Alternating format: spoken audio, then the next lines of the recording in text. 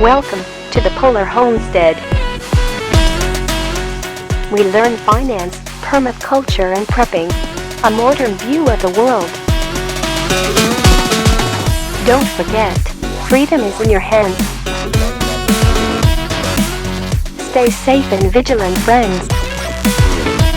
And now your host, Ralph KK. Launch in 3, 2, 1. Let's go.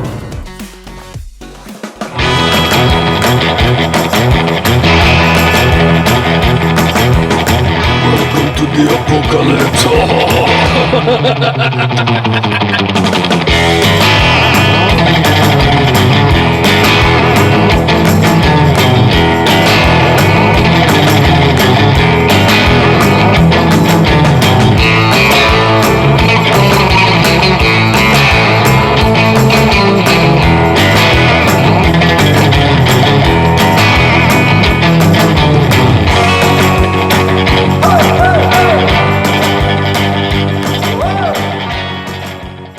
Hello, Christine from Norway. How are you today? Hello, I'm fine, and you? I'm still here, alive, and not hungry yet. The current topic is food insecurity as usual, because people are hungry and there is no food. And we have wheat for 6 weeks or less. Several organizations, they came out and they said there is only wheat for 6 weeks, and then there is no more wheat, and then everybody's hungry. What should people start doing? Tell me, what should people do right now when there is no wheat? This 6 weeks information, this is for the whole European Union? Or? For the whole world. Some organizations, some researchers, they used artificial intelligence, and they calculated all the reserves of wheat for the whole world. They calculated this with artificial intelligence, and they came to the conclusion that there is. So when they released the information, it was 10 weeks. Today, something like 6 or 7 weeks left of wheat for the whole world. No, in stockpiles. And after it finishes, so they have to use the new crops, which nobody has harvested yet. So let's say the stockpile of wheat in the world is 6 weeks, and after this, nothing but the new crops. Okay, this is in case like they're calculating that from this amount of crops, they will just share between each other in like equal portions between the countries. But yeah, but I mean, like, nobody's sharing. This is just like an estimate of how much is left in the stockpiles. It doesn't consider like how or who is going to share any wheat. Like, for example, India banned all the export of wheat. Along with other countries, they have stopped exporting wheat because the people or countries, they are worried about their own population. And also, yesterday, India was also banning the export of sugar. So countries, they are stopping the export of basic staple foods because they need to feed their own population. So they are stopping the export of food. And so today we're in a position when there is not enough food for anybody. Only what you can grow in your own country, this is what there is. So yes, like in case we're talking about Europe, about England, about Norway, and etc. They have such amount of wheat, and I don't think that it will be rational proportionally between them. Yeah, but what do you mean by this? What do you mean? Also, like as you know, in Europe there are like Russian friendly countries and not friendly, yeah. So like for the countries who is friendly to Russia, there is bigger possibility to gain some food, to get some food. Yeah, but anyways, I mean, Russia is not exporting any wheat to anybody for 1 year. They put a law that there is no export to anybody until December 2022 or something like this. So like the next 8 months, no exports at all, with some exceptions for friendly countries. But so far they haven't exported anything to anybody so far. So, but we still can expect some exceptions for friendly countries. This is what I'm telling you. Yeah, but so far nobody has got any of this wheat. Russia is not exporting anything to anybody so far. So, what is your question? What should people do? Preparing, or what the question is? How are people going to survive in these conditions? Like, for example, yesterday, besides all the stuff in Sri Lanka now, and Sri Lanka and Pakistan, now today is Afghanistan. They are going hungry, they don't have food. They have the malnutrition in people, in children, is getting out of control. Just out of control. What people are going to do? For Europe, it is complicated because people they could used to live like a life as only consumers, so they almost don't grow foods by themselves. So what they will just not be able to find the stuff in the shop, and they will just not know what to do, where to get it. They cannot grow this by themselves. But still we live in a world where there is rich countries and poor countries. So the rich countries can buy food from the poor countries, even if they pay like a premium, or even if they pay 2 times, 3 times the price of the market value, for example.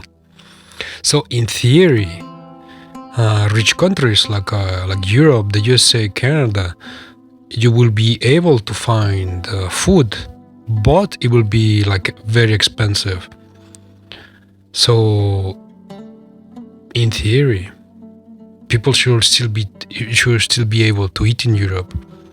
Like all this thing with the famine is going to be mostly for poor countries, like Sri Lanka, which is like bankrupt.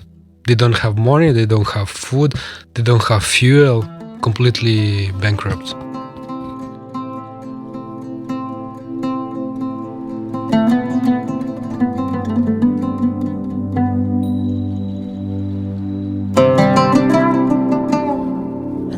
So do you think people started panicking already or not yet? Because check this out, like it was yesterday or the day before yesterday that some people that I know on Twitter, which are just like normal, usual people, they started posting on their timeline. They started posting like hey people, it is time to start prepping and start buying your food because there will be no food anymore. So like, are we in the stage of panic yet or not yet? Like I just saw these people. I've seen these people like as long as I remember, I was watching YouTube. There are all the time people who are saying like, yeah, let's buy everything. The apocalypse is coming. Yeah, but this is not the usual people that you find on the street, that they go to work, they go to school.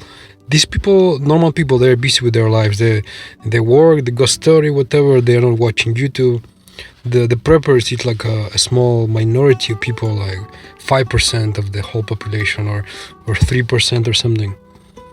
But at the stage that we are today, so this kind of panic that there is not going to be enough food for everybody, it's starting to spread to the normal population. Because now you hear like some normal people starting to talk about this. Like, hey people, start prepping. Buy your pasta, buy your potatoes. Because inflation, economic crisis, famine, food shortages, whatever.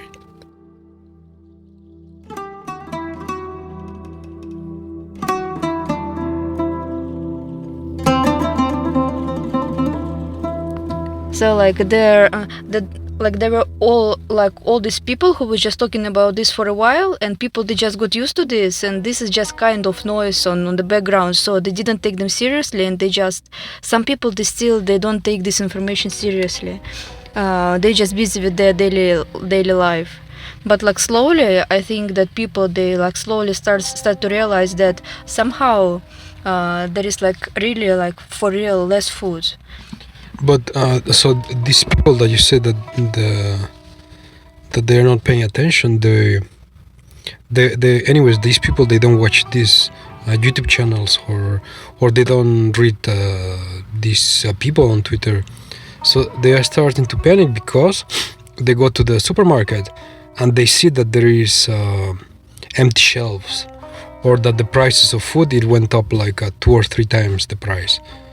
So even though they don't get information from the minority of preppers or these people, anyways, they can see in their real life now the consequences. Of course they can see, and maybe right now there would be more like taking like more active actions in case we wouldn't have corona before, because like if you remember when it started, when people did they started buying stuff, there were also like empty shelves, yeah, and it was like several times like this. So like in case it and do you remember how people reacted the first time when they saw these empty shelves? Yeah, like it was like massive panic about this, and then it repeated again and again, like with the second wave and etc. And right now we have the same, but it's caused by the war.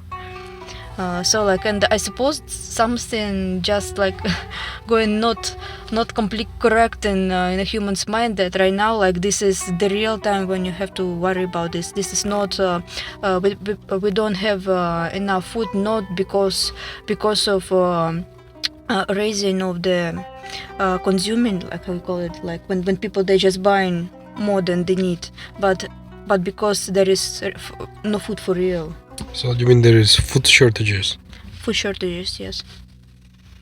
So maybe people they don't realize it yet, like just because they experienced this before and they don't really realize why it's this. Maybe they just don't see the reason and consequences, don't see the connection. So like some people, they don't see the connection of why this is happening, yeah? And they could just, so normal people, they could just say that or think that this is just another time when people are panicking. Yeah, this is exactly what I'm saying. They just think that, oh yeah, like, you know, this guy, he's watching this prepper all the time. He went and he bought 100 kilograms of rice and the whole shop of potatoes. So these people, they're just insane. I will just wait a little bit and everything will come back. But you know, like mainstream media, they like to demonize preppers. They make them look bad, as if that the extra food they buy, it takes away from other people the opportunity for other people to buy stuff.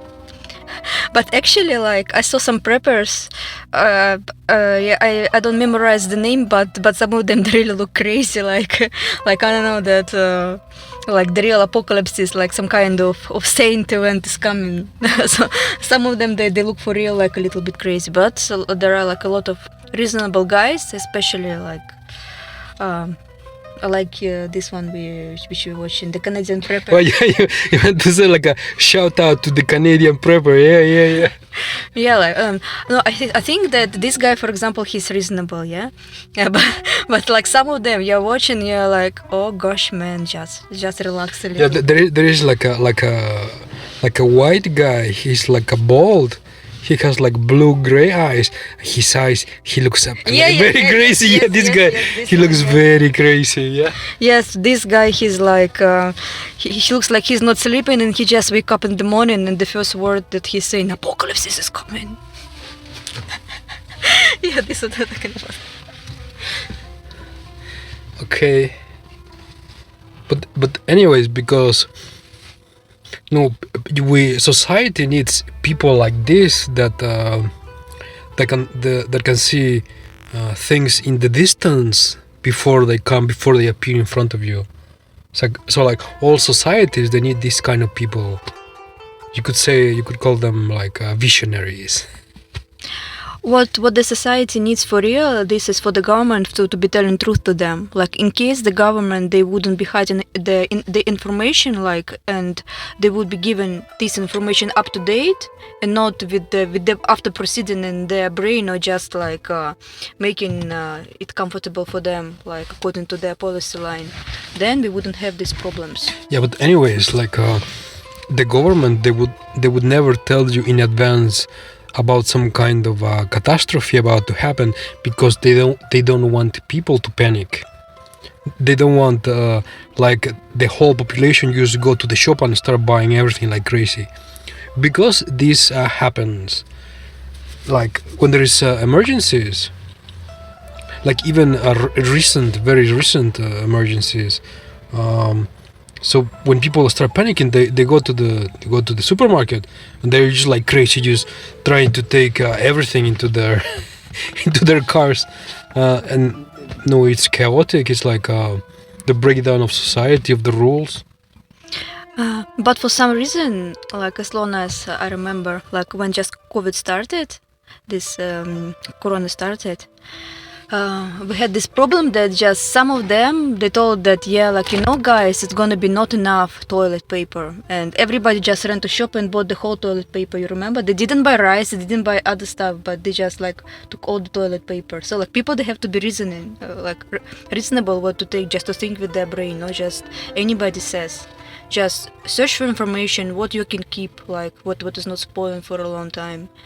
Like, just, I don't know, like, I think that not all these preppers who is giving you this information, or how you say that they can foresee stuff, they're all the time right. But the preppers, they never recommended anybody to buy toilet paper. This was the common population that didn't watch the preppers. So the usual people, this is the one that went to the supermarket to buy all the toilet paper, because they didn't watch the preppers. But somebody like got this idea first, like, I don't know. It's not possible that just one person saw another buying the toilet paper and he just. Actually, there was like a scientific study about this, psychological study, that people they did this, or they do this because so toilet paper for people, this is like a sign of comfort for them, a sign of civilization for them. So they go and they try to get this to keep themselves like comfortable or civilized in case of a future catastrophe, according to this study that they made, some scientists. Okay, this is very interesting information. And what is? So do you agree or not? The toilet paper, does it give you comfort? This is difficult question. Like, you know, I could survive without toilet paper in the apocalypse. This would be the last thing what I would be caring about, dying from hunger, you know. Like, I mean, that this is just very strange choice according to me. I don't know, but your explanation, it's interesting. I don't have a reason to argue with you about it. You're very funny. Okay, so we are very close to everybody starting to panic, like everybody. Because so like supposedly by summer, like let's say August, supposedly by August it is the time when the real shortages will be like very visible for everybody. Like you will go to the supermarket and you could see the empty shelves with no pasta, no rice, no sugar.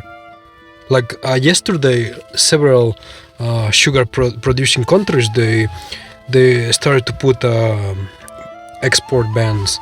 Like Brazil, they are not going to export any sugar anymore. So the next shortages are going to be about sugar. You will not be able to find sugar, for example. So what do you think people should start doing right now? To start buying sugar and potatoes and pasta, yeah? No, it would be reasonable to make some reserve, but not just to get crazy about it. Like just. I mean reserve, like to start like a stockpiling stuff, like put in your shelf something. No, for example, what for do you need sugar? Yeah, like reasonable in case you're not eating it like day and night. Yeah, you need it for cooking. Yeah, just you need it for food preservation, like a lot of this, to make jams, jelly, What else? For baking, also for baking, you need like a lot of sugar. So you just this is what I'm talking about, that you just have to put in your mind that you have to be rationing. So like in case you're drinking tea with the 5 spoons of sugar, yeah, like you will be not able to do it, but you can have some sugar just to make some jam or something, like something what you could keep for longer time, not for luxuries but for everyday usage. Yeah, like some extra, why not? Instead of 1 kilo, get 2 or 3. No, well, for daily usage, like everyday usage, yeah, you could say that for a family of 4 people, for example, maybe in 1 year, maybe you would use, let's say, maybe 3 or 4 kilograms of sugar in 1 year without food preservation, because to make jam, it is 1-to-1 ratio. So if you have 1 kilogram of berries, it is 1 kilogram of sugar. So this is like a lot of sugar. So if you don't need any sugar for food preservation, you could just buy 3 kilograms and put it in yourself. And that should be enough. Also making like these baking desserts, like you also need a lot of sugar, but just to also to make these like salty tomatoes, cucumbers. For this you need salt, you need a lot of salt. Salt and also sugar, you add some sugar there, but you don't use a lot. So you buy sugar for stuff like this, just for daily usage, no luxuries, no baking, no something which demands like a lot of sugar usage. And what about salt? People should buy like 20 kilograms of salt or 100 kilograms of salt for food preservation. If I would be talking about me, for me salt it is more important than sugar, because I don't really eat sugar. I can eat a dessert, but like sugar itself, we almost don't have it in our house. Did you know that in the past you used to trade sugar to the weight of silver? So you would trade 1 kilogram of 1 kilogram of salt for 1 kilogram of silver. Did you know this? Yes, of course I know this, but this we're just talking about taste. Some people, they cannot live without sugar, and I'm the person And I'm the person who cannot live without salt. I like salty stuff. So like for me, like I don't know, salt is more precious than sugar. But for example, if there is a collapse of civilization, if there is the apocalypse, salt is one of the 3 key items in society to keep it going, because you use it for food preservation, like to dry meat, to salt meat, for salty stuff, like for any kind of pickled items, anything pickled, you need a big amount of salt. So everything needs salt. So do you agree that that salt is very precious? I mean that maybe it is even to the more price precious. of to the weight of gold. After the apocalypse, you will trade salt for equal to the weight in gold. This is what it's going to be. So what are you trying to say me? So guys, buy coffee, buy sugar, buy salt, and keep it. Later you can use it as a barter for gold. Yes, we are going to a barter system. Yeah.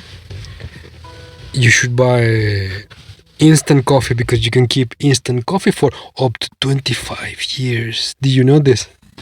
No, because of this I said instant coffee. Yeah, like have you seen the prices for this? Like to the moon. Oh my gosh, they went 3-4 times up in price, because there is coffee shortages. There is like floods in Brazil. They're not producing coffee, so the whole market is just like not enough.